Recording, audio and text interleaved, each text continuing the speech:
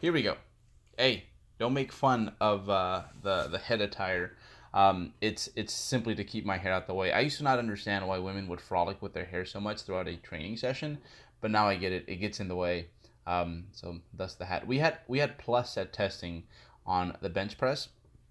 I got 12 reps and I was super happy with that. But what I was not happy with was how it felt. I didn't feel as stacked and tight as I had the weeks prior, and I think a lot of that is just the nerves from knowing that it was a testing day, and I wanted to make sure that it went right, and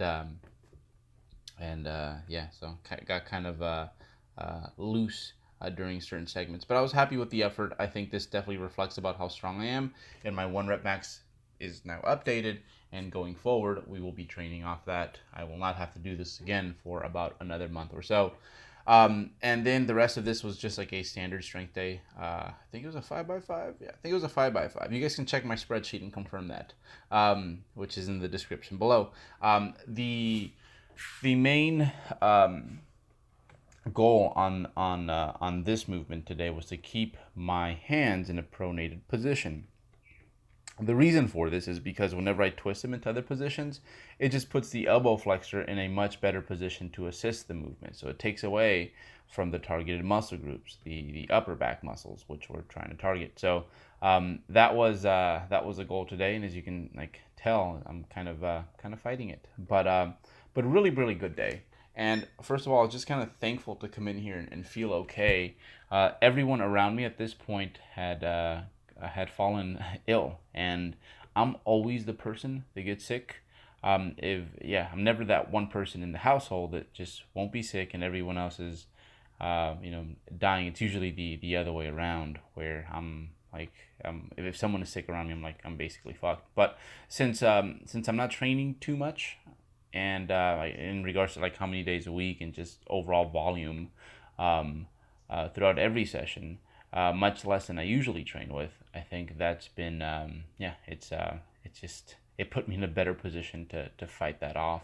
So super happy about that because the days following this training session, we were gonna head to California for the holidays, and I wasn't gonna have access to a lot of my usual equipment. So while I was here, I wanted to make sure that I had some good training sessions, and especially on that bench press that I did okay, and performed to more or less my current abilities. So yeah, I'm not sick.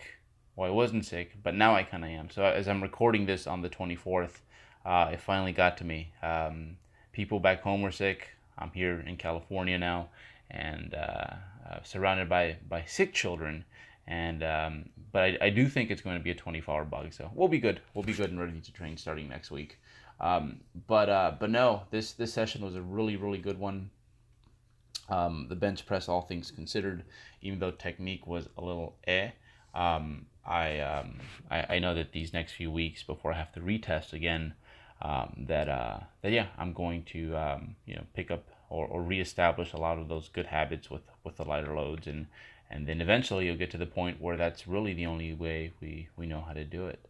Um, but yeah, after this session, it was off to California, the Bay Area. That is originally where I am from, the San Francisco Bay Area, and super anxious to see my family, to see just like the signs, like all those little things that you miss.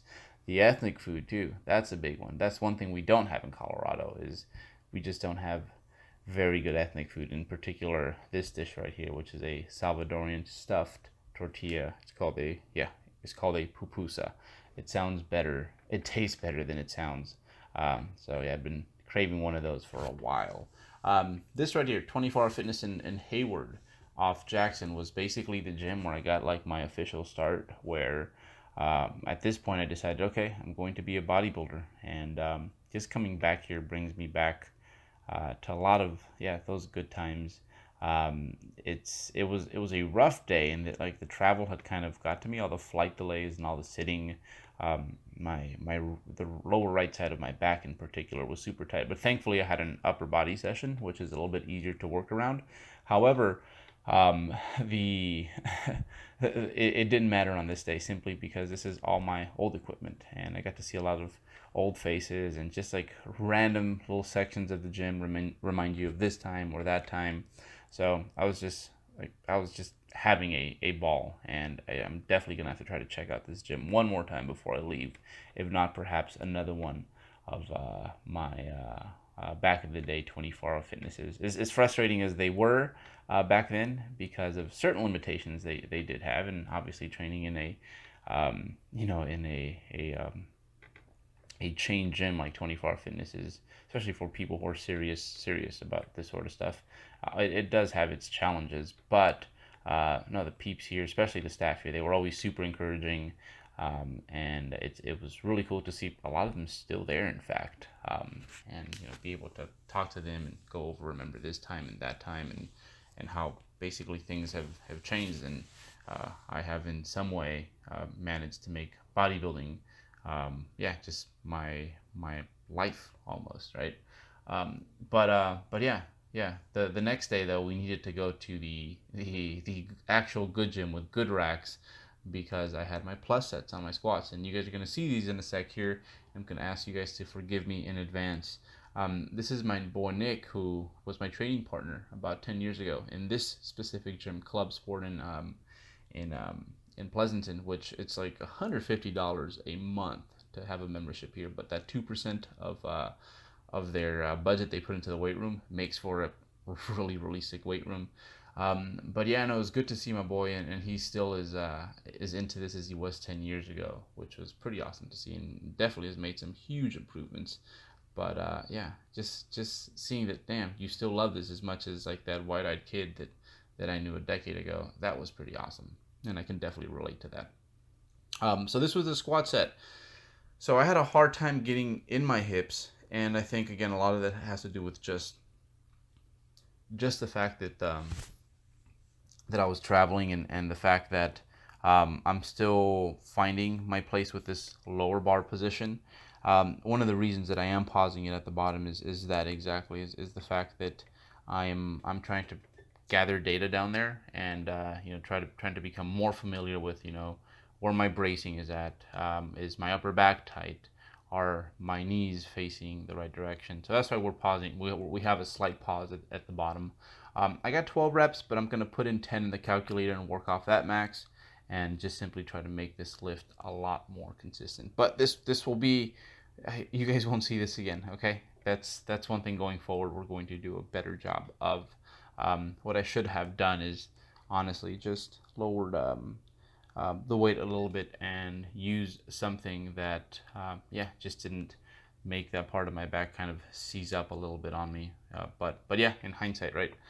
This one though, the trap bar deadlift is feeling phenomenal. I actually had to up I have to make an executive decision and up the training max because it's kind of a new movement, so I'm getting really good at it like pretty quickly, and I wanted just stimulus that was more appropriate going forward. This is the last lift that I will test on during this block, and I just didn't want to be playing around with weights that were just not appropriate. So I upped it a bit. This exact weight was a 5x5 earlier in the week, and on this day it was a 4x10, and it was pretty easy. And this trap bar didn't have the high handles, which is what I typically use. So it just kind of goes to show you that yeah, moving it up was indeed the right move. But yeah, this one's feeling great, and I definitely look forward to progressing and putting up some pretty gnarly weight to the point where people are like, hey, that's not a real deadlift, dude. But it does a lot of the same things that a deadlift does in terms of the muscle groups that it does hit. I would consider it kind of in some way like compare it to a barbell overhead press versus a dumbbell overhead press, where your own body doesn't get in the way as much. And yeah, the load is redistributed a bit, but at the end, I think the fact that you can use a lot more weight kind of makes up for the fact that certain muscle groups are not getting as much direct love. Um, but yeah, other than that, it was just kind of a standard week. We got away with not being sick, which was a huge deal to me. I got to get all my plus sets in a relatively healthy state, And I know that I told you guys during the last entry that I wanted to hear what you guys wanted to see more of on this training log. And obviously this week we couldn't do it because a lot of what you guys requested would require some strategic filming, and it being the holidays, it was just not very practical. So we'll definitely get to some of those starting next week. And then if you guys have more suggestions, like, definitely throw them up in here, and I will do my best to get to them, especially if they're like super popular and a lot of you guys agree on them. So if you see a suggestion that someone puts up that you think it's like, hey, yeah, go over that we would like to see that, definitely like their comment so that I can make note of that a lot of people have either the same question or would like to see this be included in this training log. So yeah, thirst angles everywhere. My apologies. At some point I'll be too fat where it's not cool to do this anymore. But until then, we'll sneak them in when we can. I'll leave it at that, and I'll be here next week with a more complete entry.